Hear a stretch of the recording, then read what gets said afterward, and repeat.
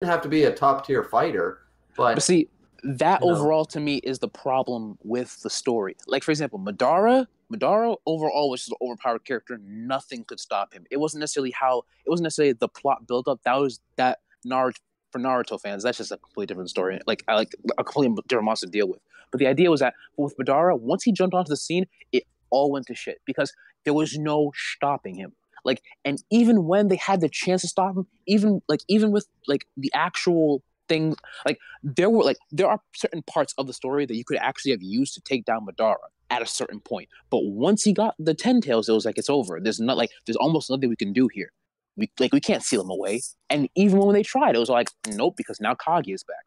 Like that's the thing. It's like those characters that come through and like they're super powerful and like no one can beat them. It's like unless you make it realistically possible to defeat these people, unless like you build up the characters who are supposed to take down this guy, then people aren't going to be happy with the ending. A perfect example, like I said before, Soul Eater was perfect because they never beat Ashura. They sealed his ass. And they were like, he's probably gonna come back one day. We can't beat him now, but we're gonna beat him tomorrow. And that was fine with me because you know what? That's realistic. They're fucking kids, dude. They're yeah, kids. Now, something to be said granted, for that. granted. The sins are all adults or whatever. So okay, fine, yeah, sure. Like we can go ahead and fucking take on the But Demon King. still, I But agree with again, you on that part. Like, Reaver yeah, was right. yeah, my boy there he Nye is. coming in, telling me. There he is. He was What's going on? What's up? What's up? Yo! What's God going damn. on, guys? This is Grim Reaper back with the next session of the Boys Hat podcast. We're with the craziness today, bro. I had to take 2 extra days so I wouldn't be as like pissed off or like uninformative or like, oh, what the fuck just happened? I did do a reread of like a bunch of things, so I can pretty much connect a lot of things, but there's still some bullshit going on here. What's going on, guys? 0 out of 10. Yeah, seriously. Yeah. Rest in peace. Rest in peace, everybody. Rest in peace, everybody. Like everyone. Just rest in peace, everybody. I have literally nothing nice, not one good thing to say about this. Actually, I have one good thing to say about this. It was bad enough that I legitimately laughed. I thought it was funny. I was with everybody else when they were like, "This got to be an April Fool's joke," and I'm like, "This would be the most elaborate." So many people. I have a live reaction in my phone right now, man. I'm not uploading that shit. I'm not. Oh no! I got one positive thing to say. Thing to say is that I liked, especially Elizabeth's curse manifested. I thought that was a cool design. I do have that to say because we didn't see that before. That was a cool design. That's my plus. Griever, you know what? I'm piggyback off of Griever. I'm not gonna lie to you. This proves to me one thing. If not his storytelling, Nakaba's artwork, I cannot shit on it. I really can't. I cannot shit on his artwork. His storytelling, I'm about to open his asshole this stream. But that artwork, the curses looked pretty cool. But that storytelling, Oh, trash. Man. You hate to see it, man. Trash. I was so tight. And you know what? I'm honestly more pissed off for Zeldris than honestly anyone in this chapter. Oh yeah, where is he? Exactly. He killed him. I can't believe it.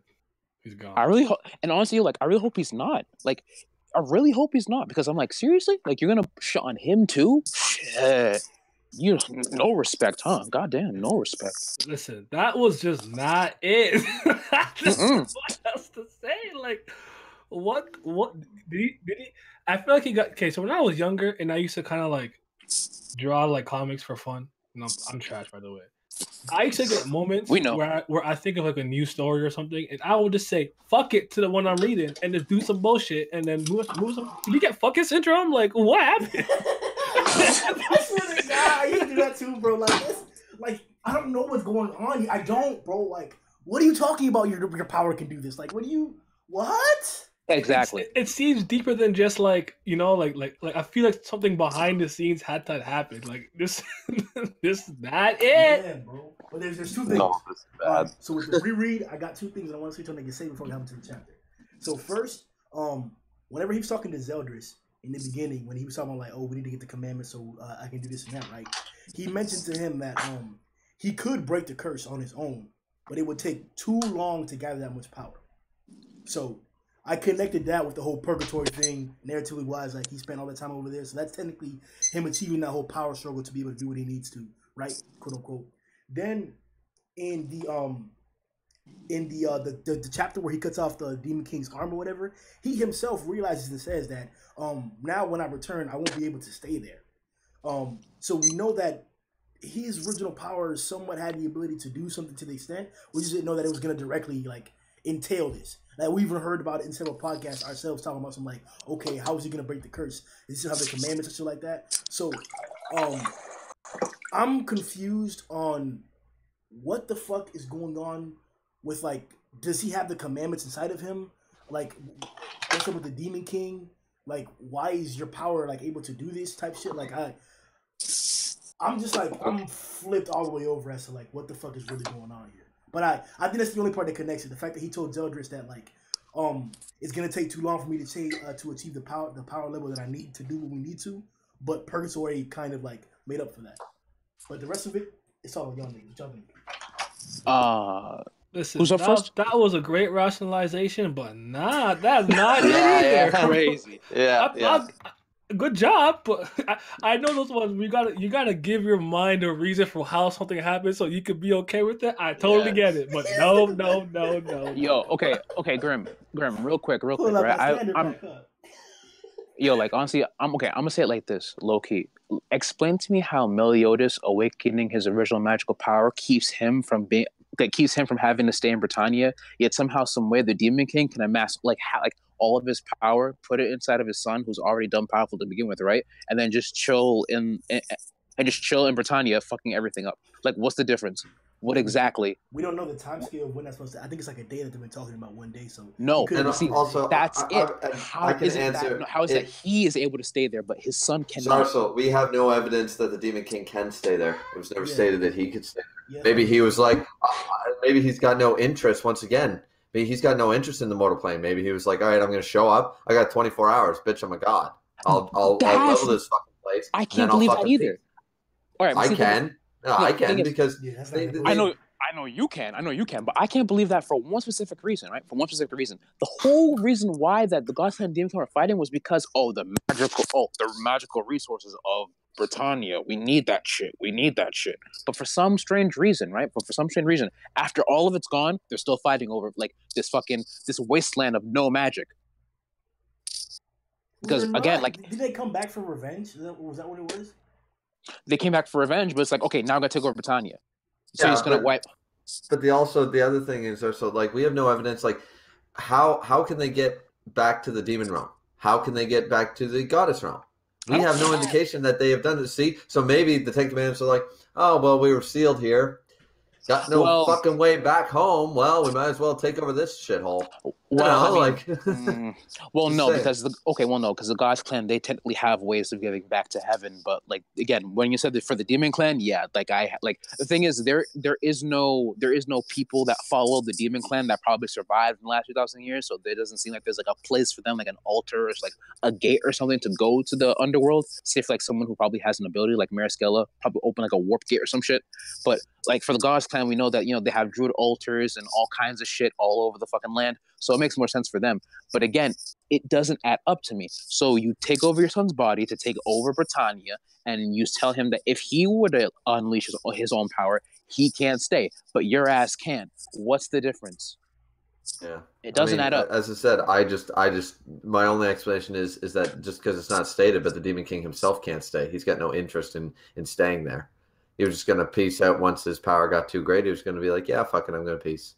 Maybe. I mean, again, maybe, right. I'm just trying to, explain. Look, at the end of the day, so go to page 4 and look at all the ash demons and red demons and stuff piecing out of Leonis. That is all of the Taizai fan base piecing after this chapter. Leonis Castle is this chapter. That's all of us going, nope, we're just done. We're fried. Griever opened up Nako's asshole for icons.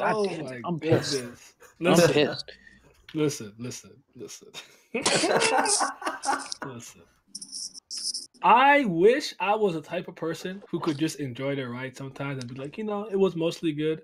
But I care about the ending a lot. Now, I haven't completely given up hope because I know I seen epilogue 1, so I guess there's still more. That's the second part. I'm gonna let you finish. Yeah, the second part. Okay, I won't jump into it then if you want to save it for later. So, but all right, I'll save it for later. No. I was gonna say something right after you about that.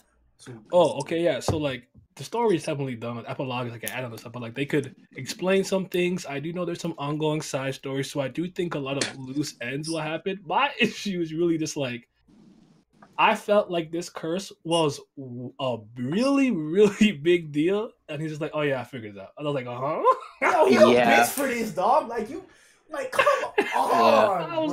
I was like, wait. Remember? Because you can't just. Merlin's just like, okay, yeah. I'm like, oh, of course, Merlin. Of course, Merlin. No, right? All right. My thing is, how is it that you take the biggest point of tension and just blow it all away, just like that? And it's like, just like that. Just like that. Just like that. Just like that. A quick question to. I remember. I think it was Grimm calling it fan fiction when I said at the end of chapter 299, and we had no indication the shit show we were going to get after 300. Remember when I said that? Oh, this would be hilarious if the Demon King's not there, Meliodas is there, and he's pretending to be all foreboding and stuff, and then he's like, Elizabeth, I'm just checking your skirt and shit like that. Now. Remember that fan fiction I said? Now tell me what part of chapter 300 to 306 was better than my fan fiction right now. Not a single. Tell me that because we literally just got not a single. When Bond slammed that nigga, we seen that whole big ass lot. That was better. We literally just got that though. Just 6 chapters later, him basically pulling that stunt with his chibi form, like, oh yeah, I can do this. I'm so funny, right? Like that's the Meliodas we know. And that's what he does. He's like, yeah, it's all serious. And he's like, oh, yeah, I'm just going to do this. That's a Meliodas trait we've seen before. It's just 6 chapters after I thought it was. No, bro, that's like I don't mean to ride with Naya on this one, but, like, I have to, like, I was mad as fuck when he first addressed Bond like that. He was like, oh, I don't know what you're talking about. Started whistling and shit. And then you do it again. Like, that's, Naya said this shit like a few streams ago. When authors try to pass off bullshit by addressing it in a clever little way, like try to cover the bullshit. I thought of that exactly. I was like, "You're a fuck nigga for this. What are you doing?" Yeah. Like, no, that doesn't work. I agree. Don't get me wrong. This is still terrible. I agree 100%. I'm behind on this. Like we should have had like I know it's cliche as fuck, and it maybe should have been not been this way, but like Meliodas should have been like on in the gates to hell or whatever, or like something happening to where this curse was like the thing, bitch. Because now this bitch is like, oh, I wanted us to be together forever anyways. Like, bitch, we were thinking that's in chapter 1. What are you talking about, bitch? Exactly. Like, come on, that doesn't work. Mm-hmm. You can't tell me that you wanted to be with this nigga for forever when that's what the curse did. That doesn't work, bro. Like, come on. Like, get him. My nigga, I waited 2 days to not get like this, but... Oh, you're getting like this. Here's the saving grace, right? I have 2 pictures that I forgot to post, but I post them in the Discord. Check out the Discord link if you want to. Here's where I stand. Rudisill said one thing, and the epilogue said something else. It's one of the 2 paths. The side of the chapter, let me see if I can pull it up right now. It said something also that makes me think we're not done, and that something else is gonna happen. Hold on. Right here is where it says. So on the side of the chapter, on the side marks, in the Black Prince says, their friends gathered together, and their unfaltering resolve were able to change even destiny. And now, the 3,000-year journey heads towards its final stop. Not ends, not completed, its final stop. Then the other part of information, on the right side, we'll call it the right side, is says to be continued, chapter 307, epilogue 1. There's nothing that brings optimism and hope from that title. That's the ending. But then Rudisill, I think I have it written down. He mentions that's about the Holy War. He says something along the lines of, it's not going to be that easy. Just because the Demon King was vanquished, which, by the way, vanquished to me means fucking gone, for everyone who's doubting. been saying this for a while. Doesn't mean that the Holy War is over. But this is the first small step. The first small step that goddesses and demons who once hated each other are taking together. He's just meaning that there's like a lot of work to do. Like after World War II, just because the Nazis were defeated, people still hated the Germans. There was still damage control left to do after World War II. Same idea. That's what I took away from it. And also, remember, Grimm, your boy over here is telling me right away, he goes, I can no longer see anything. It's like, motherfucker, if you open your eyes, Brock, Pokemon. Stop! You're not going to talk about my nigga now. Yo, this man Griever taking all the shots. I was like, had laid out. I swear to God, yo, like, chill out, dude, chill out. Oh no! See, I went and stole Zarsel's. I hacked into Zarsel's phone. He had it all written out on the list. I've just honestly, yo, I've been hacked. I've been hacked. But yeah, that's the I guess one of the biggest or the last divides we'll have in the active live 7 Deadly Sins community. What the fuck is Rudy still talking about versus the epilogue?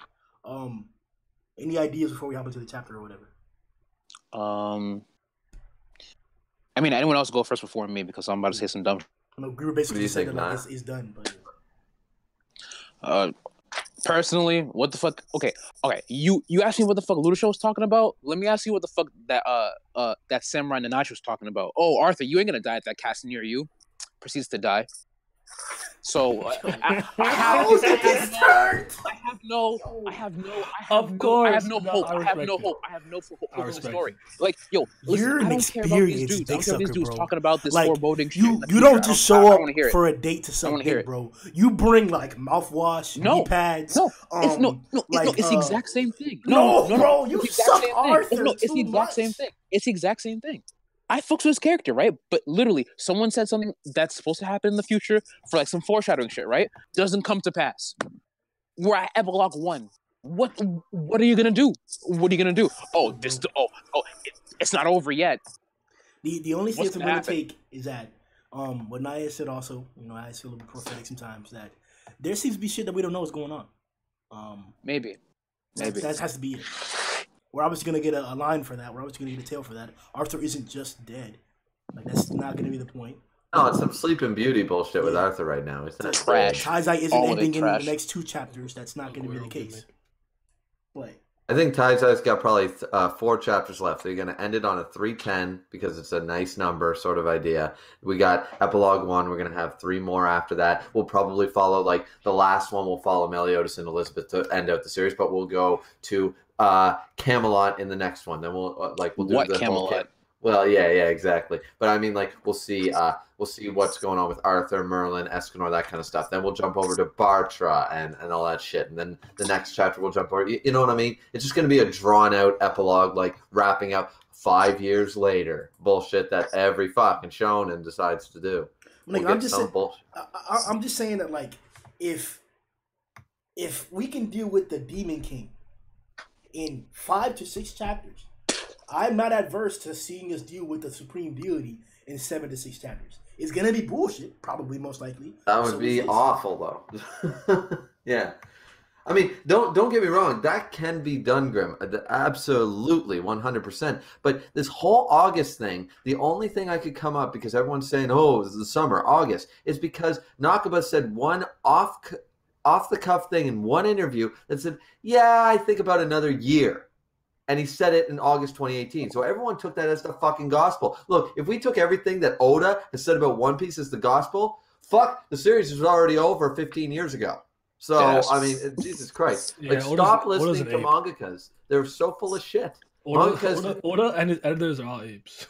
Yeah, every single editor and every single mangaka has never, ever stuck to their timeline when new arcs are starting, when new arcs or old arcs are ending. They have never stuck to that. So people get off my case every time I bring up in a review when I say, look, I don't put faith in this August bullshit because nobody has a confirmed date from the magazine saying, final chapter, here's your date. Until I get that information, I'm saying the series is going to end in the next 3 or 4 chapters, and I'm gonna stick to that until. Did they even tell us that he was ending in like a year, something like that, or like? Yeah, he said, yeah, I think Taizai will go on. It was something in a volume. Effects of about a year. Oh, it wasn't in a volume. It was just in an interview he did last year. It's the only I couldn't even find the direct translation, Grimm. I didn't look that hard, but that's the only thing I could bring up was fucking that. And he was like, "Yeah, I think around volume 40 sounds like a good even number to end the series on." He was intending for volume 40, and that's where everyone's getting this whole August thing from. And I'm sitting there like, Jesus Christ! I've never listened to Kubo. I've never listened to Oda, Mashima. I've never listened to any of these guys because nobody can tell time in Japan. So Apparently. Fuck. Like, why does everyone put so much faith in Nakaba to do this? Like, we've seen it once again. It's like this rush ending thing. I pointed out a bunch of examples. Bleach, Naruto, Beelzebub, Air Gear, fucking Shaman King, all these other series that just, boom, rush ending, end it. Let's get this done. It's like, where's your fairy tale? Where's your evidence that this is going to end well? You want to know how I knew that this was going to be rushed? This whole entire conflict ended within a day.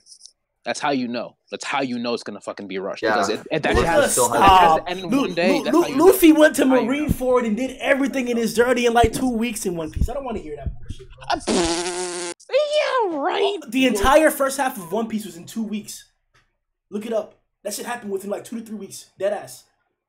That's ridiculous. I don't want to hear that time shit. That time. Yo, I got a question. I'm talking about. I'm talking about, like, climaxes, or rather, like, like high points in the story where, like, we get to, like, a certain point. For example, Dressrosa, like, within maybe like a what? Like, how long were they there for?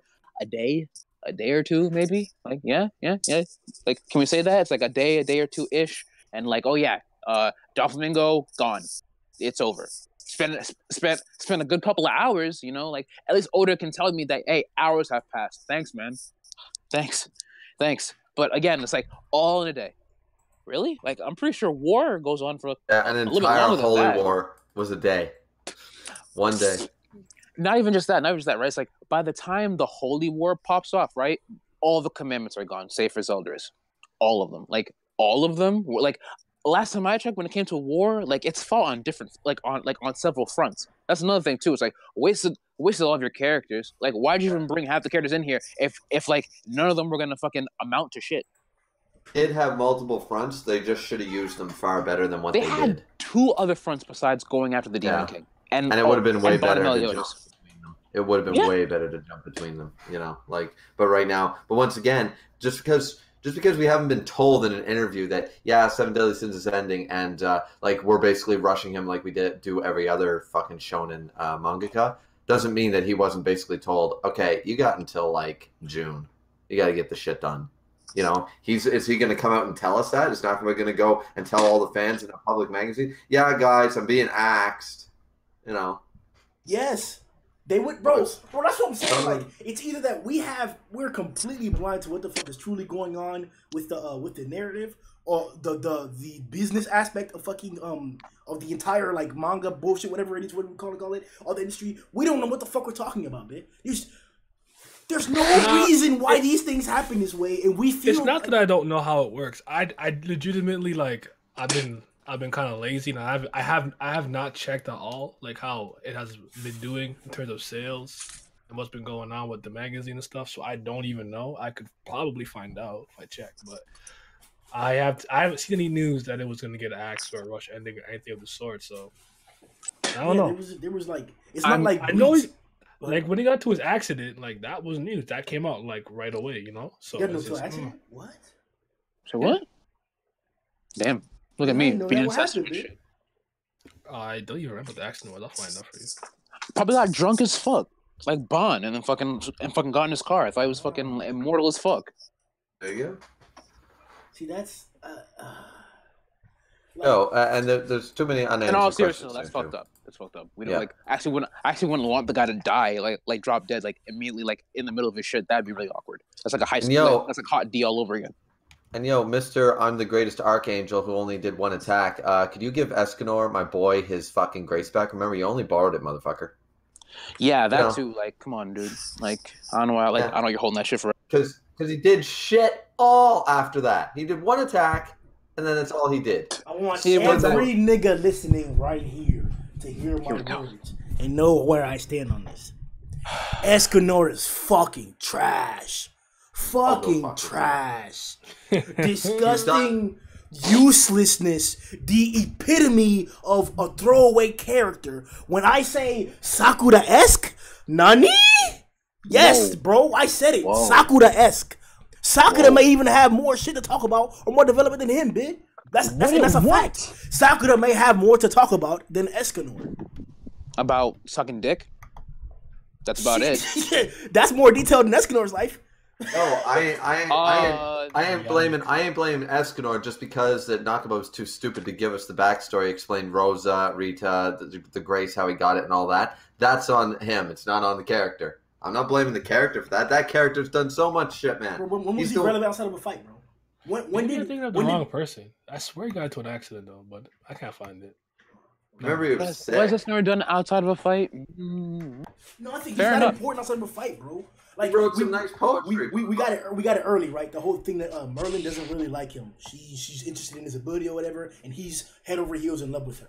His whole thing about being accepted, and that Meliodas and Elizabeth and Merlin are the only two who accepted him from the beginning, so he loves and trusts them. Then he connected it here at the end, after skipping so many odd chapters where he was involved from when he first started until the end, where he's like, oh, I'll do anything for my friends and shit. And that quote-unquote made sense because of what he said about Merlin and Meliodas. That's the only thing he has, besides badass as fuck quotes. Them shit's badass as fuck. But he trash. He's crazy. Trash. I'm not, like, I love Escanor because he brings people into the fan base. Besides that, fuck that nigga, bro. Fuck that nigga.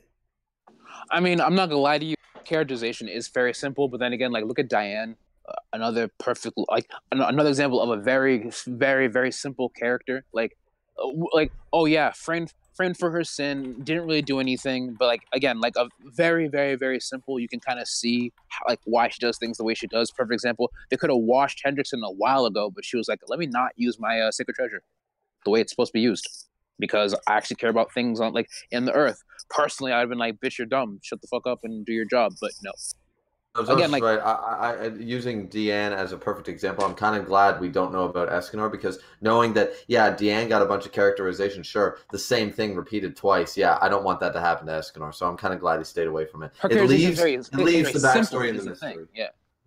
Like very simple characterization, kind of like gives you very little, but like not too much, but again like not too little. We know where he came from, we know what happened to him. Fair enough, we don't know how he got his sacred treasure. But then again, we haven't seen all of them just grab their sacred treasures anyway. I don't think it's too important. If we could see it, probably be cool. But again, simple characterization isn't necessarily a bad thing. It's just that some people sometimes we're looking for more. Sometimes we really don't need too much, honestly. For Meliodas, okay, yeah. For Gother, all right, fine. I agree with that, but I think I think he's important enough that he needs the, like, he should have been fleshed out. I feel like every sin, except for him and Merlin, got their, like, random kind of side story thing, right? Yeah. I think they need one. I think they both need one. Yeah, I'm glad Naya brought it up, because I was going to say the same thing about Merlin. Basically, yeah, okay, we know where she came from. Done. We know why she's powerful. That's it. That's all we know about Merlin. We know nothing else. Nothing. Yeah, actually, like in the 2 days I was this podcast to go off, I was thinking to myself, like, out of all the sins, the only ones that actually haven't been tried for shit are Merlin, Escanor, and Meliodas. And it always struck me as weird. It's like, why? And I'm like, and it's like, shouldn't they have done something? And I'm like, well, they don't have to necessarily be all the same, but it's like that was always kind of like, you know, the trend. And I kind of felt like Nakaba was kind of like dropping the ball on that one. It's like, okay, great sin for Meliodas. Maybe like he told them what happened in Danafor. It's like, oh yeah, like I was the cause or whatever. I don't know. Who knows? But like Merlin just kind of popped up out of nowhere. I don't know. Maybe something like there. Escanor just kind of was. So again, also, I feel you, but like, remember how actually I don't know how much of a big deal you guys made out of it, but you remember when he had that, like, random cough when he coughed out blood and everyone was like, uh-oh. Yeah. Like, what is that gonna amount to? That shit's fucking gone too now. Oh yeah, that's gone what was kind of like the point of that? I'm just basically, I guess, like, especially when he gave his grace away before it could affect him now. So never mattered. I'm pretty sure that coincided with the fact that he gave him his grace. He was like, oh, I don't have life force to maintain sunshine. Can you take this shit, please, for a little bit? That's bullshit. The only reason. Yeah, it didn't really make. Yeah, again, that shit didn't really make sense to me. Like, because it was way past noontime, and he couldn't fight him. It was because he was associated with his damage already. You can't tell us that he doesn't have the ability to do that when he got fucked. No. he was damaged. He was really damaged. Mal was Meliodas, not. yeah. And also, as we've all agreed, is definitely he doesn't have a weak form. So Escanor slowly goes down in power. Mal, though getting more powerful, is still like a Mal at 3 o'clock in the afternoon is stronger than an Escanor at 3 o'clock in the afternoon, right? So in this case, him being beat up and already post noontime, it was kind of like, look, you're fully charged. You should take this. You can do something. I'm out of gas. I already fought all these fuckers. I've already kicked the shit out of the prince. I've already kicked the shit. Okay, yeah. No, that's canon wise why it happened or why he gave him the power. I'm saying that the cough. When we first saw the cough, the entire community was shook. We thought it's either that sunshine is affecting him negatively and he might die because of it, or he's not going to be because of the translation. It was that he was not going to be as hyped. He's not going to get to the one anymore. Compared to whether the injury that Meliodas gave him was still affecting him over time. So we were optimistic that it was the injury and he was going to get better over it, but it didn't seem like that was the case until it wasn't addressed again, and then he gives sunshine away. So that's what I'm saying. Like, that cough sheet is bullshit. You can't say that it was taken away by him giving the grace because what? You didn't. You but that was their answer. That's just that's just my rationale, man. You just like Naya said before, that ain't it. That's just my rationale, but that ain't it. No, and Grimm, I'm not arguing the cough was bullshit. I'm saying that Nakaba's way out of it. Instead of doing something like my theory video was when that chapter dropped. You're right. I had a theory that was a little more out there, but I was like, what if Escanor's power and his ability to use sunshine is tied directly to his pride, and because his pride has been hurt with Merlin not loving him back and him misconstruing the Arthur thing, right after that's when his power started to wane. We saw the cough and this life force talk and all that shit. Right? So I thought that was the case. And instead of having a good character moment, like we're all just saying right now between Merlin and Escanor, they don't have much. We could have had it come to a head in the middle of this battle. It could have been like Escanor's weaker, why? And Merlin's trying to figure it out and stuff. And finally, there's a moment for them or something going down, something concrete, some conclusion. But no, instead of following that good plot line, in my opinion, they just decided, okay, well, fuck it. The cough's not going to mean anything. We're just going to give I mean, personally, Griever, I could have taken that and been and spun it on its head a little bit and be like, well, I mean, technically, if we were to take that into consideration, he kind of threw away his pride when he said that. One shit was like, oh yeah, I always fought for my friends. Threw away his pride when he said that, and then when he gave away sunshine, same shit, kind of throwing away his power, kind of giving it to, kind of just tossing it to the side. It's like, do what you will with it. Yeah, but again, at that point, it was already done, right? We already lost our potential character moment between the Merlin and Escanor tension, I guess you can call it, because there wasn't much there. But that kind of whole thing of him. What was the point in showing us all this stuff of Escanor in night form finding out, overhearing Merlin talk about fucking Arthur? What was the point in him going up to the door and in daytime form and trying to figure out what to say to the woman he loves and then walking away and stuff? What was the point of the cough? We have multiple 3 to 4 different instances across these last 30 chapters or whatever, whenever that happened, showcasing that this was going to be a thing. This was going to come to fruition, and it never did because he let go of the grace. There's still no talk between Merlin and Escanor about what's going on. He's still misunderstanding Merlin, thinking she's in love with Arthur or something. I think she's in love with Meliodas too after that last couple of chapters. Exactly. So I'm sitting there you had so much potential during this fight to let this all come to a head, and it just didn't. Yeah, it's so much potential to fuck.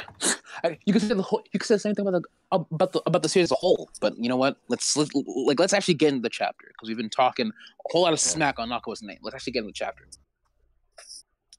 The chapter, not it. There you go. All right, guys. Good stream. See you next week. Yeah. As epilogue 1 comes out, it's probably gonna be just as Blue Cheeks as the last chapter. But we out here. Like and subscribe. Yeah. Yo. All that good shit. Hey, yo. Nah, but for real. The joke is I don't even really remember what happened. I think I've blocked it out to some degree. Well, I'm going through it right now. So the first instance we get the Red Demon Bartra and Slater thing, which okay, whatever. They're piecing because this has gone garbage. Good word choice.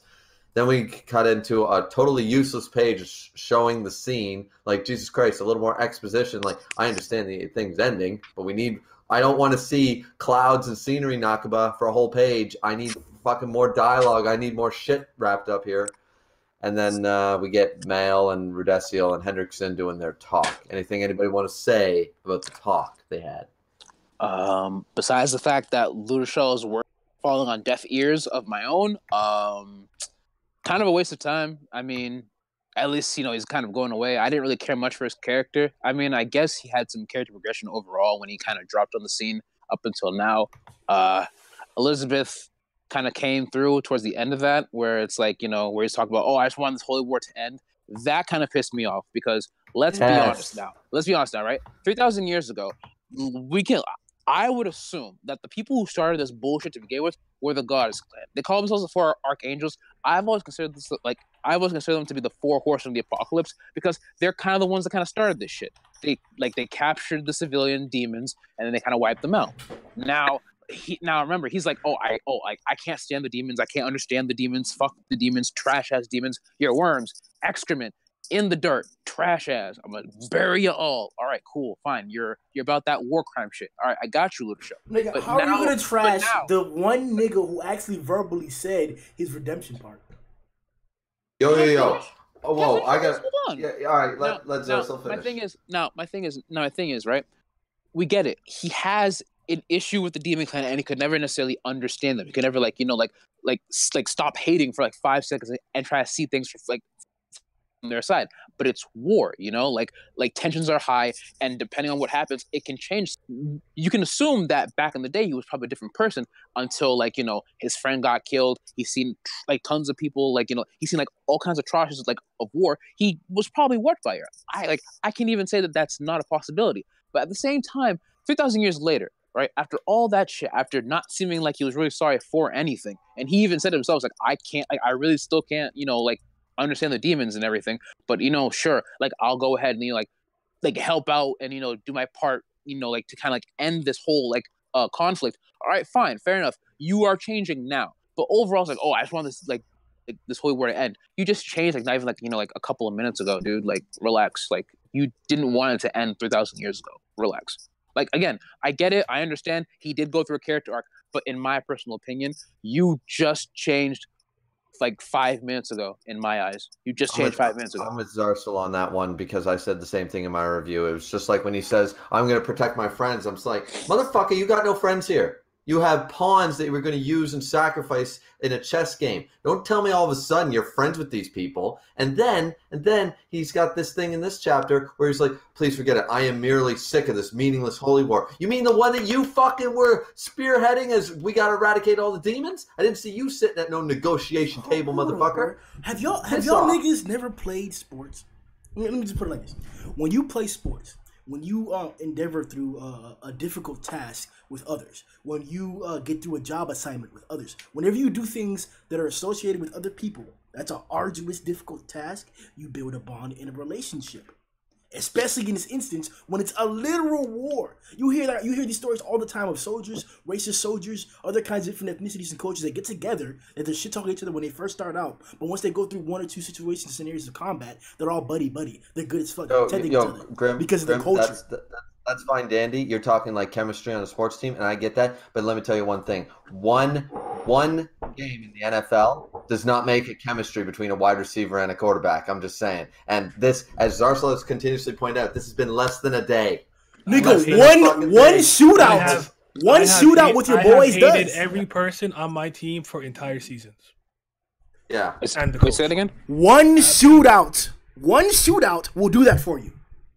Your guys' stories of the whole sports shit, that's fine, bro. That's cool. That's fine. That means that y'all niggas didn't fucking niggas on your team. That's cool with that. It doesn't change the outcome of the situation. But in war, you protecting your boys, or you leaving that guy that you hate there on the ground and your whole squad dying because of it, that does matter. That does change. So what I'm saying is that Rude is still putting in the effort, having his feelings changed and emotions changed because of a war, when he's now having physical contact with these guys. Because before he wasn't talking to back in this flashback, he wasn't talking to Melios every 2 seconds. He wasn't talking with the rest of these humans and Stigma for all the entire time. He was alone in a tower that niggas couldn't even go into and shit, bro. That tower that had the gate for reinforcements, they weren't even allowed to go in there. It was just for the angels and mainly Rudisell and Nerobasta. So I feel like y'all niggas are pulling shit out of your ass for the only nigga who verbally gave a red recognition. What about the Andorra? You tell me he didn't trust. Okay, your argument here is that he learned to trust these guys and stuff, and he can't forgive the demons and stuff. But he didn't trust motherfucking Elizabeth back with the Andorra thing, and he was getting all pissed. So he's like, I don't need forgiveness from you. We are saving these people. This is what. So you're telling me he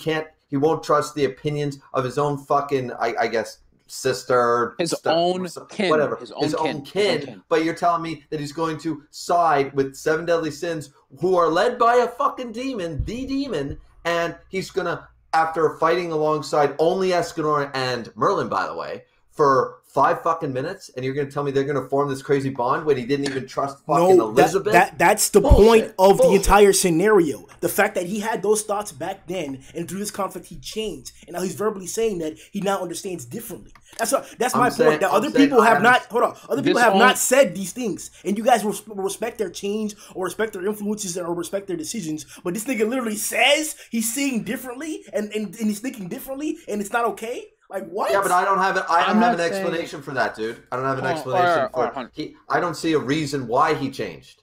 I was given zero explanation for him to actually go through this change. What changed his mind? Which instance? I want to know, because don't tell me he didn't fight demons for hundreds of years, because he did.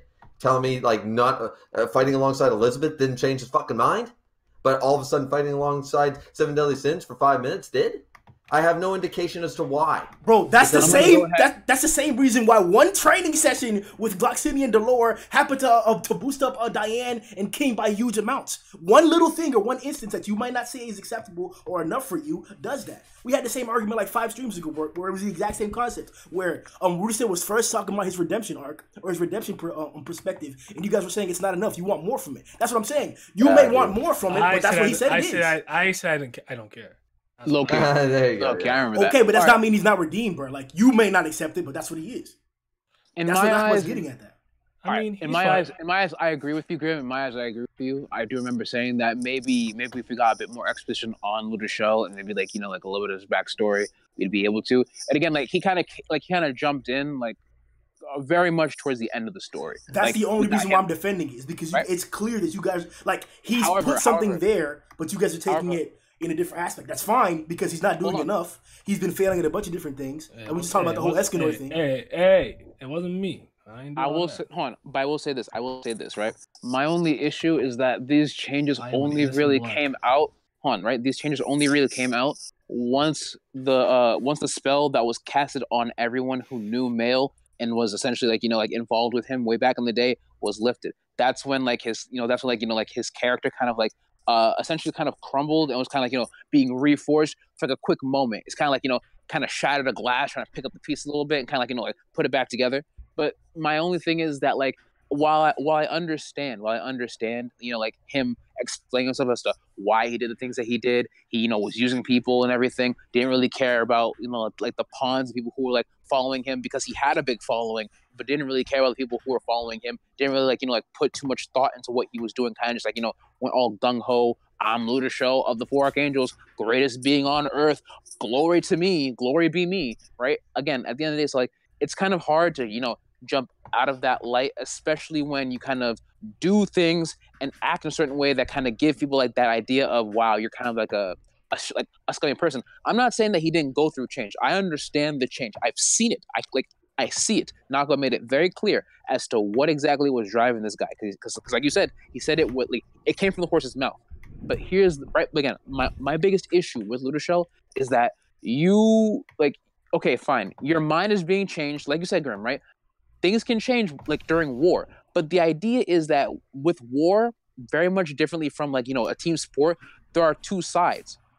Looking at it not from the stigma side or not from the demon side, but as a third party looking outside, from the outside looking in, I see this one guy over here who's been like, oppressing another group of people, and like just recently has like, changed his mind. But again, it's very recent. People aren't necessarily going to be able to resonate with that because, like, it's like you were just an asshole for like the longest time. Like, you got to this country, or like you got to this kingdom as an asshole, and like and like in the last 5 minutes, you slightly changed for the better. I mean, you lost. I mean, like, fair enough, you're losing your body, and we can't see you again. It's probably like, like what you deserve. At the same time, it's like it doesn't really resonate with me as strongly as, like, say, for example, I don't know, someone who, betrayed someone else. Let's go with Gother. Perfect example. Gother's character overall made like resonate with me much more than how Ludisho kind of just was like, oh, fuck everybody else, and I'm the best. God's plan has to take over. How about this then? Because I sounded like a fanboy just now by like acting like that. Clearly, it's obvious that we can point out things that are not working correctly, that are not as they should be, or they're not how Nakaba just puts them out there to be. We talked about that with several of the different things. So this example for Rudisil shouldn't be an exception. We can look at what happened with Fraudrin. Fraudrin got somewhat he got a clear redemption by how Grimm walked up to him and shit like that. That was the whole impact of Grimm and Fraudrin basically raising him on those time periods. I get that. The variable of time is a huge factor in this, and I'll yield that. Nakaba did a horrible job with showing us the variable of time in which Rudisil was going to have change. We should have got more examples of him changing gradually over time and over instances. But I'm saying that out of all the things that we've seen in Taizai, out of all the little changes or emotional evolutions, enlightenments that we've seen, this is one of the few times where the character literally says what the change is. Says that he's different, and now we're not accepting it compared to another time where we just think people are different. That's my complaint. Hey, why don't you show me? I understand. Just there you go. Right? Like, I understand that, like, you're trying to change, but it's like, again, show me. And again, like, he did put it, like, and again, he did put his ass out there. What do you mean? He did. Grim, you did say. I'm not saying he didn't. But again, it's like just like Naya said, show me, and he did. I'm not, but again, it's right. It's like, but again, it doesn't resonate as strongly with me because I know who he was as a character. I understand the growth, and I understand like what he had to go through from point A to get to point B. B. So why should I accept Meliodas? This is the big.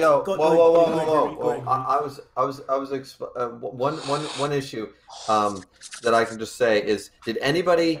It was a 50-50 coin flip. Nobody can confidently tell me that when Hendrickson offered up his body after Margaret's basically was like, okay, this is done sort of thing. Nobody's going to tell me that there was not no doubt or a potential that Rudesiel was going to take Hendrickson's body. No one can confidently tell me that they thought better of him at that point. So there's another point of proven is that at that time we still no fan, even a fanboy. That was the event of redemption. That was. Oh, because he didn't possess a human. Like that, not possessing a human and redeeming yourself, man, come on. That's a little... Bro, you're making it seem devious. Bro, we know for a fact they can't just steal bodies. Like, it wasn't like that. Sure that he may have had negative intentions, but at the end of the day, they had the same exact intentions, to fight. Just because Jason Voorhees doesn't kill one person at the end of the movie doesn't mean he didn't slaughter a bunch of others and that he changed. I'm just saying. Like, bro, y'all niggas keep forgetting Margaret offered up her body. There was no stealing going on. I agree with Grimm. Actually, I agree with Grimm right here that like the fact that he didn't take over Hendrickson's body when like literally the guy made it so much was a good moment. Don't get me wrong. Yeah, it was, and like and again that was the turning point where it's like where he's like no I'm not gonna take over your body, like it probably wouldn't even help anyway, and then like then he went through this explanation and everything. Hendrickson was like, no, it's like I still like you, and things like that's probably like for the fans who actually still like Ludisho as a character even through all the shitty shit. Because again, look at Meliodas, a perfect example of a traitorous bastard who did all types of horrible shit, and essentially it's probably like one of the major reasons why the Holy War was kind of kicked off in the first place, right? But we still love his little ass. We still love his little ass. The idea, right? But the idea, just real quick, but the idea was that with Hendrickson, he literally says like, I still respect you. I'm not a fan of what you did to Gilthunder and fucking Margaret, but I mean like I still respect what you've done. You literally would do anything to for your family, for your people, to get the job done, and I respect that. I at one point did too, but again, like I was blinded by down the road, and I did some horrible thing, and again, like I understand his character, but it's like again, it's just that for me personally, I don't really resonate that well with Lucia, but I do see exactly the change in him. I'm not completely blind to.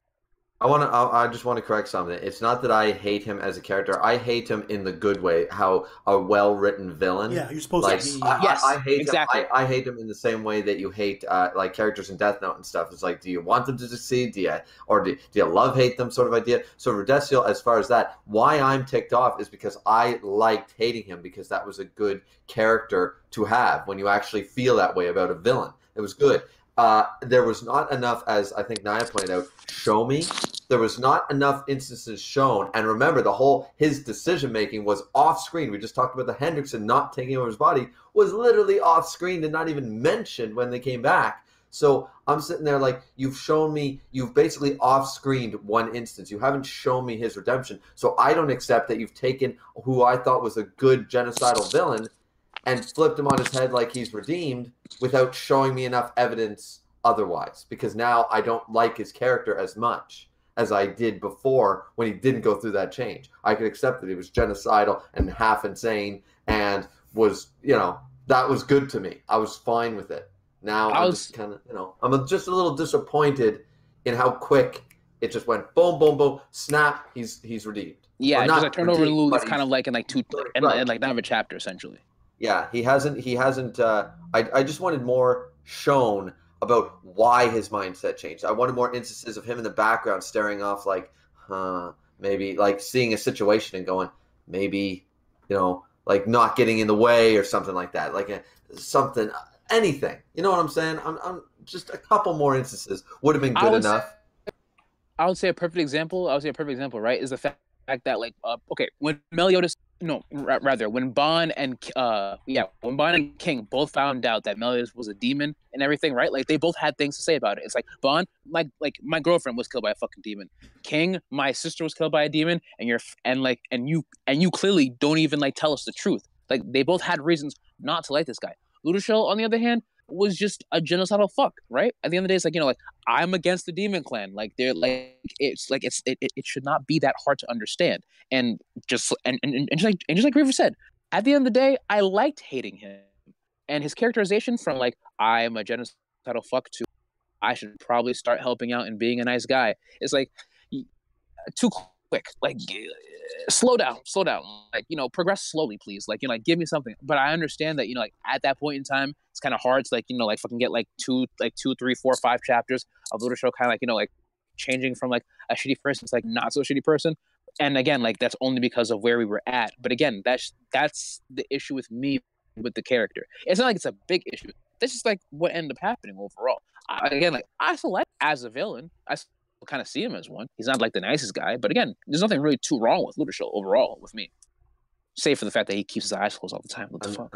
Another good thing to point out in this exchange is for anyone doubting that the shit I've been toting is 3 times in the next 2 pages it is said the Demon King has been wiped out, the threat has been eliminated, and fucking the Demon King was vanquished. So when anybody comes to me again after someone comes up to me and says, "Oh, the Demon King's still fucking alive. He's still in purgatory." I'm like, "Sit down, shut the fuck up. I've been right for fucking 10 chapters now. I'm not doing this." Let's make the bed. It's simple. No, if he comes back, so did what's his name at the end of Fairy Tale, and people would call that shit. So Mark. What you mean it's not shit? No. This isn't about whether it's trash writing or this is about whether you said he would come back or not. You're saying he's dead permanently right now. So what's the argument? What's the bet? I thought he just lost his body, didn't he? That's what we last knew, and then this chapter says, or it's something different. The only thing there are only 2 possibilities I can foresee in the fact that the Demon King could potentially still be alive, and those 2 things is that he's still in Meliodas' body. He's hitting the James Harden step back. Crazy. His soul like Meliodas won the soul battle, right, for the control of the body, and his soul has been pushed down like a hollow Ichigo sort of thing, locked away for now. It could come back one day, something like that. Bad writing, but still. The other thing is that his weakened ass spirit went back to the husk, and yes, there is not a second fucking Demon King in purgatory. It was an empty body, ladies and gentlemen.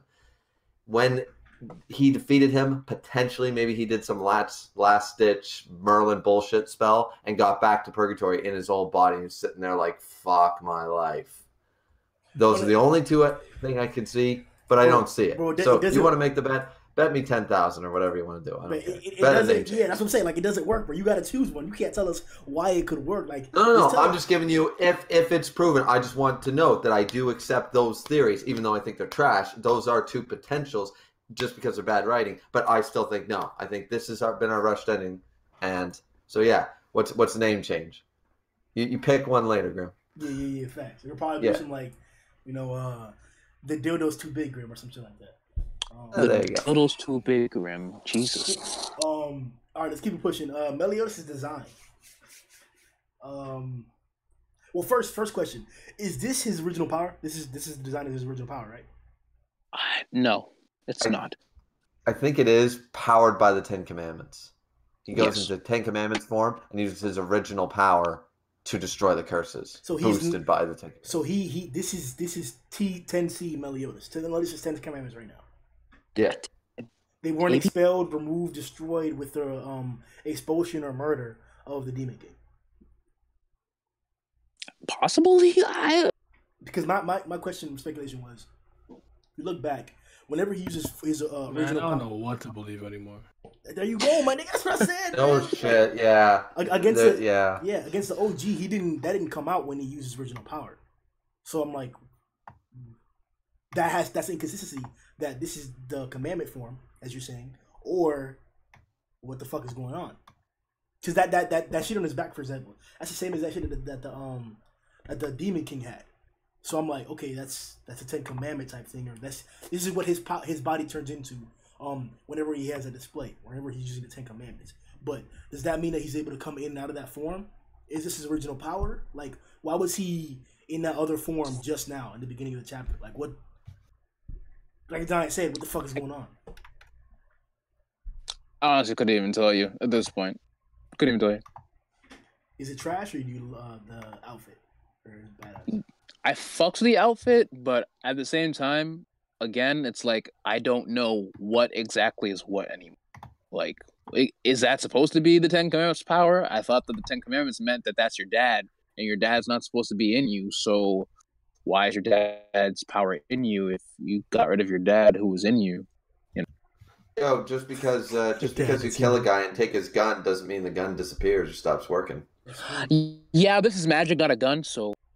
Yeah, but just because, once again, he separated this magic from himself. He was trying to get it back. Meliodas keeps the Ten Commandments and gets rid of the other half of the Demon King. Ten Commandments aren't.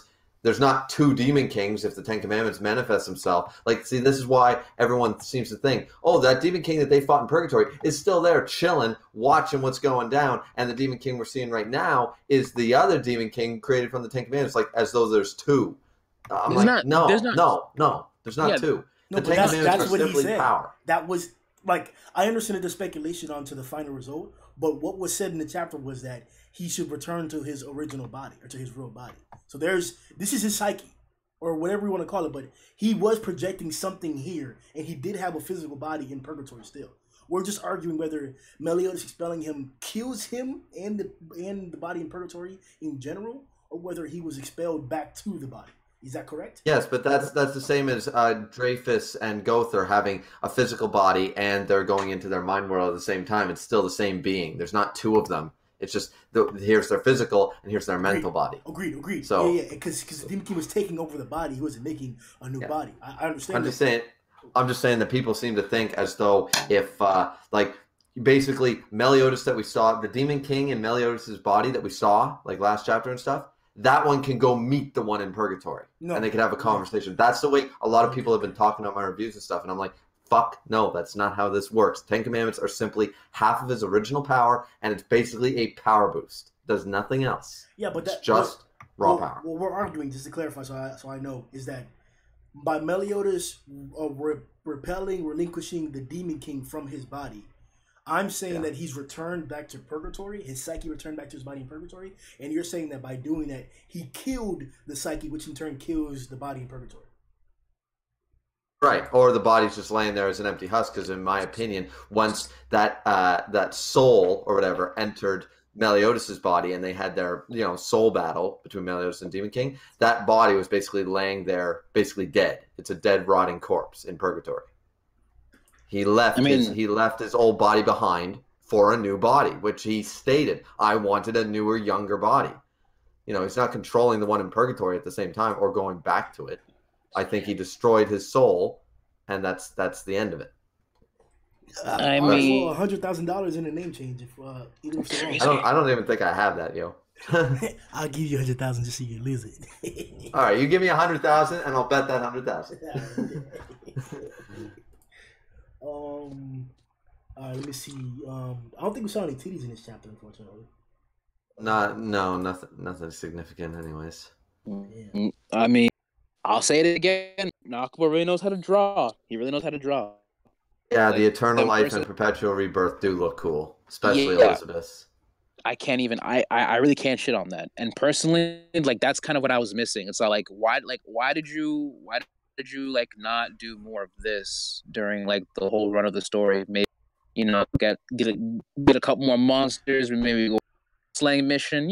Something to curb us before you give us the Holy War. Maybe even get some good characterization, so we don't have to focus on just the sins or maybe just the commandments. Some third parties don't hurt nobody. They really don't. They really don't. Hold on. There's one thing Isaiah Wilson just brought up, and huge connection here. So in the Discord, Seb, one of our French community members, he pointed out a bunch of panels of Hawk and how he's been weird lately, as of quite a few chapters. The weird occurrences with him, and one of his quotes. And I think he actually mentioned that he lied to Elizabeth about something at a certain time period. Something's going on with Hawk. Any ideas? What, sorry? So, something's going on with Hawk. Yeah, I said that maybe he got his memories back when he stared at the Demon King, and it wasn't an artistic mistake, as Keishan, I believe, pointed out, and Keishan's in here, I believe. YOLO. There he is. So, yeah, I think he's just literally he saw the form of the Demon King in that soul world when they all went there to support Meliodas, and either something came back to him, all his memories from purgatory, something like that. Maybe he has to do something. He knows what he has to do. I don't fucking know. I just think that that's the catalyst for it.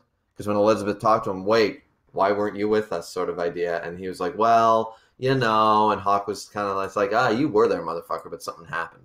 I think that made me think he was somehow affiliated to the DK somehow. His servitude and his allegiance that he was forced upon is connected to that. But before we no, fuck that. Let's finish this idea and then we can hop out to Kishipu. So what do y'all think about Hawk? Think about what? What do you think is going on with Hawk? Cutting out. Hawk? Yeah. I'm so deflated with this series. I don't even. Crazy. I like Hawk though, so hopefully, it's something cool. That's all I got. Yeah. That's all I got, man. Keishan, the floor is yours.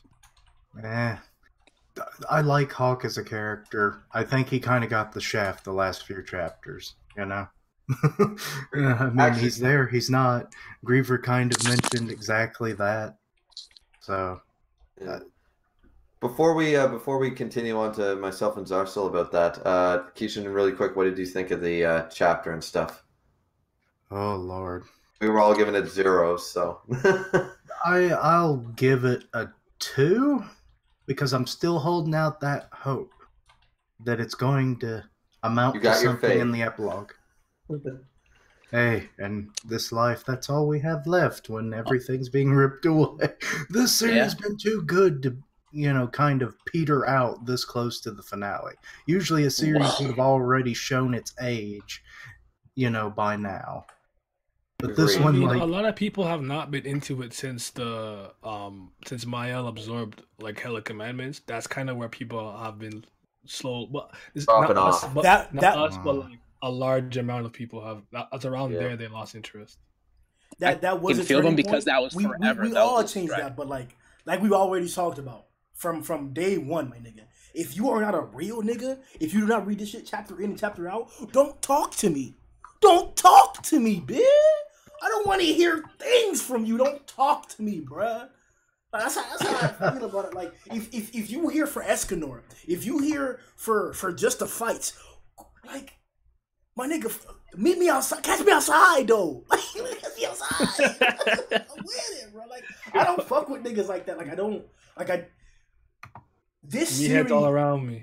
My nigga, like, Naya said it hundreds of times. This is a romance, or this is a battle shonen that's tucked into a romance, bro. Like, if you're not with the whole thing, I don't care, man. Like, I don't care. It's not bad enough for you to drop it. It's really not. I mean, the bullshit going on, but it's not my hero, man. It's just my hero. Look out of here with that. I was gonna say personally, I like Pork on a Skewer not talking to me, so I was never really a fan of Hawk. I mean, like, his sacrifice, like, originally was like, okay, whatever. Like, you know, like, no one wants to get hit by that attack. Sure. But, like, I don't really care about him. Like, doesn't really bother me. That's not it. Just Hawk. What's going on? Like, whatever happens, man. Whatever happens. I'm kind of tired. How you feeling about the chapter? Thoughts, complaints, good parts? What's going on? Well, I think, like, I don't know how far into it you guys went with why the demons retreated. But I essentially have like 3 potential ideas. They may not be addressed at all, seeing as it's the epilogue. It's either that, like, Meliodas, because he possibly, you know, given that form that he has now, that he only uses for a second, might mean that he still has the commandments in him. He might have summoned them so that they could just easily slaughter all the demons, or in a more humane way, just seal them back in the demon realm somehow. Or number 2, do what? Just them back home, basically. Yeah. Or number 2 being that they, like, sense that there's only, like, one real royal left in the family now of the demons. So they might actually be going to sacrifice themselves to birth, I guess you could say, Zeldris. Because he's still MIA at the moment. So they might sacrifice themselves to heal him or rebuild his body. Yeah, and because this is definitely coming up to a whole, like, if we can take on what the Demon King said was correct, then we could have Zeldris take over the demon realm, Mael take over the goddess realm, and then we have peace sort of idea. I mean, there'll still be skirmishes and there'll still be a lot of hatred and stuff between them, but as Rodesio says, you know, this is just a first step on a long road. The war is over, but now it's time for damage control and the negotiation table sort of idea. I don't buy that for 1 second, simply because it already feels honky-dory. I mean, like, Elizabeth's curse has been lifted, man. So, like, exactly what demon is gonna step out of line when you have Meliodas slapping people around? What gods? You can just drop a Biju bomb now. Exactly. Bro, like, this nigga's gone, but he's leaving. He's done for, bro. This nigga's out of there. He's through the DK. He's the DK. We have no indication he's not the DK. Is he not the DK? Well, Elizabeth did say if Meliodas had become the Demon King, blah, blah, blah. I'm basically saying, like, insinuating I'm glad he didn't. Said, if Meliodas did become the Demon King, then we would have never been able to see each other again. She literally says that in this chapter. So I'm going on the line that he's not the Demon King. He's got half of his power, but, you know, power does not. He doesn't have the psyche of the Demon King. My nigga, like, that's like what you just said. 100% is literally what happened, but that doesn't work. It doesn't make sense. Like, they told us, but without stipulation, without any type of interference or difference, that when you take 10 commandments. When you absorb 10 commandments, you are a single being. And when he gets that, he will essentially be the Demon King. And that his power will be so great that he cannot exist in this world. So remember that was a lie too, right? Spread by the Demon King. Remember that was the Demon King just lying, trying to get Meliodas' body for himself, right? Yeah, it was all. But that principle, hold on. That principle isn't necessarily the part that gets affected by a lie, because but the principle was the principle he lied about, because he meant, oh yeah, you get the 10 Commandments, you'll become the Demon King, all right, because I'm gonna take over your fucking body, and I am the motherfucking Demon King. That's what he like. That's the way I took it, anyways. The title is non-transferable. That's not what I'm saying. I'm saying that if right now what we can distinguish the difference between is that the Demon King may be just a title, right? Because they told us in the beginning that he's the one that united all of the demon realm, so that could just be a title. He's not like a special demon or a special god. He's just the powerful of his race. So we can we can call it a title, and we can assume that he was talking about, oh, you'll just have that title if you do that. But that's not how the vocabulary was at all. The vocabulary was that by attaining this power, you will achieve that rank. Like as in, like you will ascend to that position because you have that power. And what I'm saying is that the lie that he told to us doesn't implement on the fact that that power will make you leave the Earth or leave Britannia. We know that's consistent. That's the only consistent part of the lie. That by attaining either that power or having what Meliodas has in tandem with this power, or just having what Meliodas has, that you can't exist. So all I'm saying is that we have to figure out, is this because of the Ten Commandments, or is this his original power that looks like that? And then we can figure the rest out. But I'm not just gonna say that he doesn't have the Ten Commandments and that he's not gonna leave. Like that's fuck. All I'm seeing is another example of how Nakaba likes to be ambiguous with power until like he actually says something. Because again, we've already said it's like so we vanquished the Demon King. Is the Demon King going back to his body a husk, being destroyed by a purgatory environment, or is he inside of Meliodas but he's been suppressed? Are the Ten Commandments still inside of him, or they've been? Again, we don't know. The fact that he exactly. There's so many multiple. Yeah. The fact that he has this new form right now, we don't know if that's his original power or if it literally we don't know shit. At this point, speculating would be a waste of time because again, it's all like literally. Hey, you're in the Matrix, bro. Yeah, you're in the Matrix right now, and pick one thing. This nigga, he's gonna be like, "Oh, is it fixed now?" 1 second later. Yeah. When he does that, because he like just doesn't do anything. He doesn't do anything. He just says it's a fixed. No, like, change something in the settings. Like, disconnect, come back, do something. You just. Oh yeah, to bring up a point that I was listening to when I first jumped in. You were saying, "Oh, there's no fan service this chapter." Page 7 of Manga Stream. We have giant boob window. Oh damn! Yeah, there is. Yeah, but that's. They almost look flat though, dude. Yeah, like they're not even good. It's both still of them, both sets. It's still nice. And looks like they deflated. Well, it's a front shot. What are you I suppose.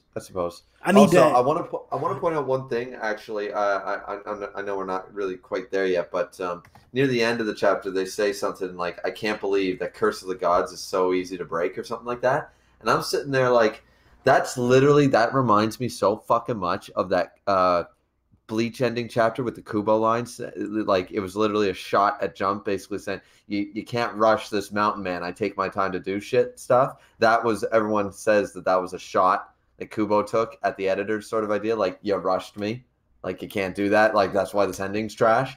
And I feel like they literally put in that line. Nakaba's acknowledging the Curse of the Gods was so easily broken. He's even acknowledging that this is too easy. Like, that says to me that he got axed and it just hasn't come out and said it. Like, he was told to rush this shit up. I feel like the sinner was supposed to do more shit, and this whole Demon King fight wasn't supposed to happen up like now. Like, you know what I mean? Like once again, bro, like that your logic flows perfectly, but we've never ever seen that, bro. We've never seen them niggas like not tell us that. Like, sure, we could say that, we haven't not seen them tell us that. Sure, but like, we've seen people tell us whenever their series has problems, whenever it's getting cut off early, and we know what happened. So I don't understand why this would be the one time. It's usually Jump tells us, but this isn't in Jump, man. You know what I'm saying? Like, I can think of a couple of series like Bloody Monday ended all of a sudden, and nobody knew why, and then it all of a sudden came back with a new season. That's just an off color, but that wasn't in Jump. Like, the magazine had no interview, no announcement, no nothing. They're just like, boom, like, rushed ending, done, last chapter. And then all of a sudden, they came back for another season. So you could argue that, oh, well, it wasn't over. They had planned that the whole time. But that last chapter was way too rushed. And then they jump into whole new plot threads with whole new things in this season 2 manga series number 2 of it. I was like, yeah, See, it doesn't feel right, right? So I agree that stuff like Jump will tell us when Black Clover, My Hero Academia, these things are ending or not doing well and stuff. I agree. But whereas Seven Deadly Sins is not in Jump, I can't guarantee that it's just not happening. I mean, the title of the next chapter speaks volumes, unless it's an April Fool's joke. That's all I can tell you. And I doubt it too. So that would have had to have been too well planned. Yeah, that's too well planned. It's just... to address Banki in the chat, Alex, what's up, bro? I know it's your first time in the chat. What's going on, man? So he says, speaking of that, for some reason, this entire story seems in a weird way a build up for Arthur in the background. We addressed Arthur a little bit in the beginning of the stream, talking about how we haven't really gone back to him.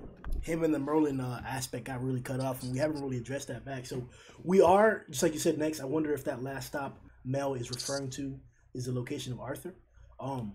It could be that. We were at the beginning of the chapter. We got a resolution for other parts of the Holy War, so we could definitely be heading towards that next.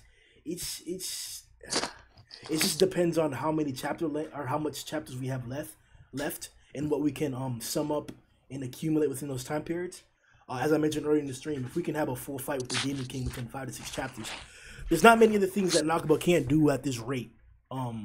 Even though it's not favorable. Remember, though, that it is called Epilogue 1, so we have multiple epilogues. As I said, I think we're going to jump. We're going to have probably 3 or 4 epilogues, maybe 5. I say 7. One for 7. Thing. There you go. Yeah. See, Keishan coming in. And then, to pad the chapter out, to flesh it out more, then you get, little bits of other people's, the background characters' stories. Yeah, Dreyfus and Bartra and stuff like that. You get, we don't just follow the sins, but we see everyone else and what they're kind of doing in their finale. You mean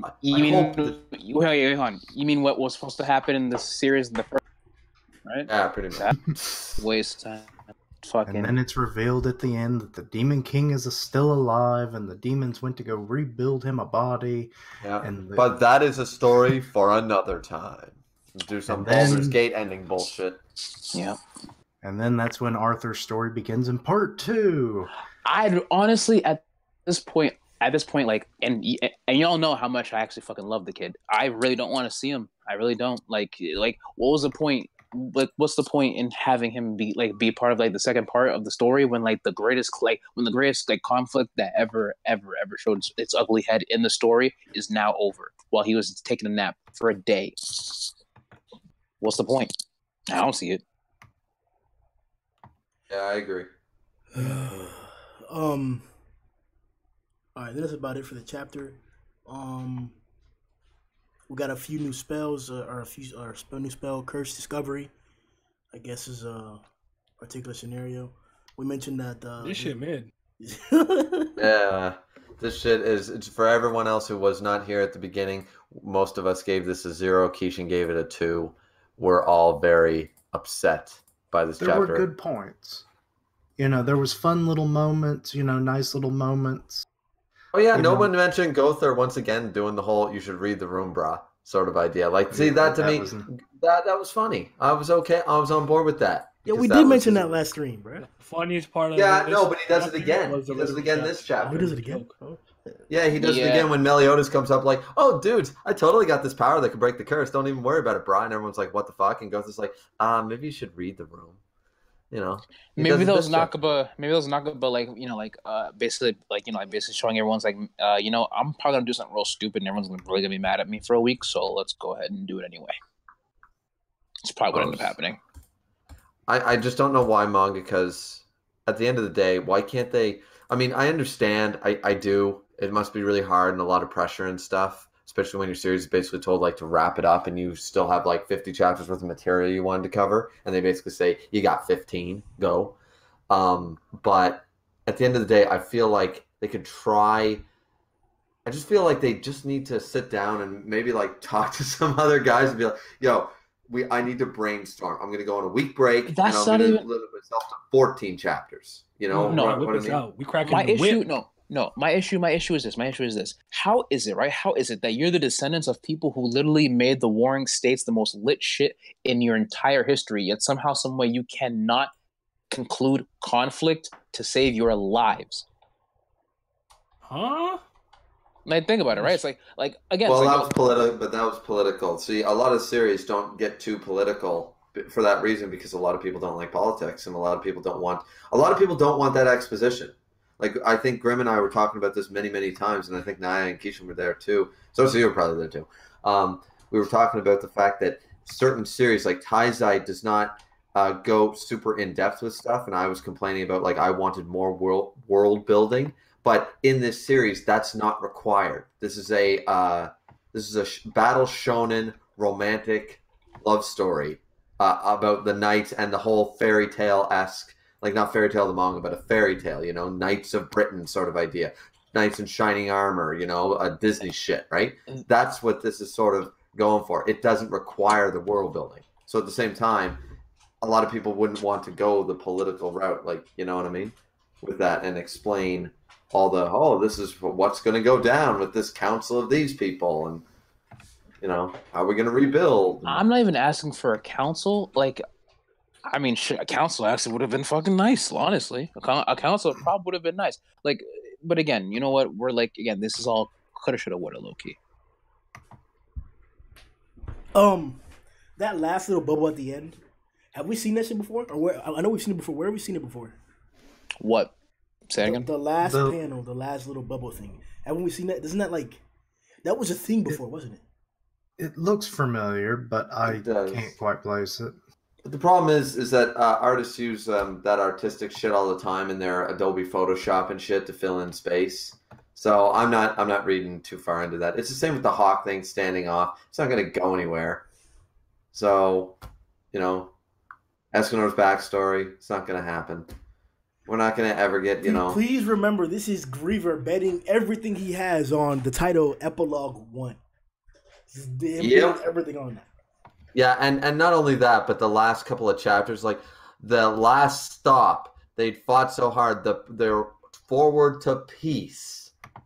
Come on, final, last, epilogue. I don't know how else way to say it other than ending. That's the one synonym not used. I'm just going to leave the door open because of what Rudius said. So, if it happens, it happens. If it doesn't, it doesn't. Oh, yeah, and Keisha, were you here for the fact that I bet... What did I bet? I bet a name change for the fact that the Demon King is 100% dead. It said it like 4 or 5 times in this chapter. They kept saying it. Yeah, so... The whole thing of like the Demon King like summoning all the demons away to rebuild his body, that was my least likely reason to why that was happening. Yeah, agreed. So, but I bet a name change on it that he is 100% dead because I've been toting that since, I don't know, 3 or 4 chapters ago. I'm like, guys, the Demon King's no longer in purgatory. This is the one. When they defeat him, he gone. That's his soul, his spirit, God, Son, Holy Spirit. That's all of them. That's the Trinity. It's right there. When they defeat this form, he's done. He's gone. He's over. Well, he's the anti-Trinity at this point. But right, yeah. But I'll grant you that. I'll grant you that. I will say this real quick. I took one more look at the curses and everything. I realized Elizabeth's curse looks more demonic than Meliodas', because Meliodas has like a crap ton of like little angel wings on it. I thought that was kind of interesting I to note. That too. But other than that, because that's eternal life sort of idea, whereas this is perpetual rebirth sort of idea. So it's supposed to be, I guess. But then what's up with all the pupils in that eye? Yeah, that's weird. Maybe it's. See, I always thought it was supposed to be the shape of a heart or something, because it's eternal life. Like this heart will never run out. It's like some Crank, the movie Crank shit. Chuck Chelio's heart. Yeah. Thing won't fucking die.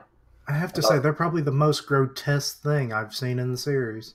Yeah, and that is a positive point. You know what? I will change my 0 to a 1 for this one panel, just solely for artwork. That's the only reason it gets a point. Yeah, who would have ever figured they would have had a form? Yeah, I mean, it was cool to see, but at the same time... Why the hell they gotta be so big? I suppose. I mean, a curse from a god. Did you think it was small? I suppose. But I mean, you would think it doesn't have to be big. These things are dwarfing Diane. Spectacle. That's all it is. A spectacle. Size in this story is literally used simply for spectacle. Like, it doesn't really matter how big something is. Like, look at Meliodas. It's a perfect example. Fair enough. So that's it for the 306 discussion. We will be addressing other things along the way. Check out the channel for topical videos for Deadly Sins. We should have the Monsters Anomaly video coming out in a few. Let me not give a certain date to it because I still got a little bit left to do on it. Like the video, subscribe. Make it shake. If you check out all our channels, we're all awesome. We're not always this much of assholes. Don't go to nobody's channel. Don't go to nobody's channel. Not one nigga. Don't give them a single like or a single sub or a single comment of that shit because they out here trashing Rudy. An asshole though. I started reading Black Clover. Weekly read throughs. Don't do it. Don't do it, bro. Yeah, plug that. Plug it, Keishan. Crazy. All right, man. We'll see y'all boys later on, man. Yo ho ho!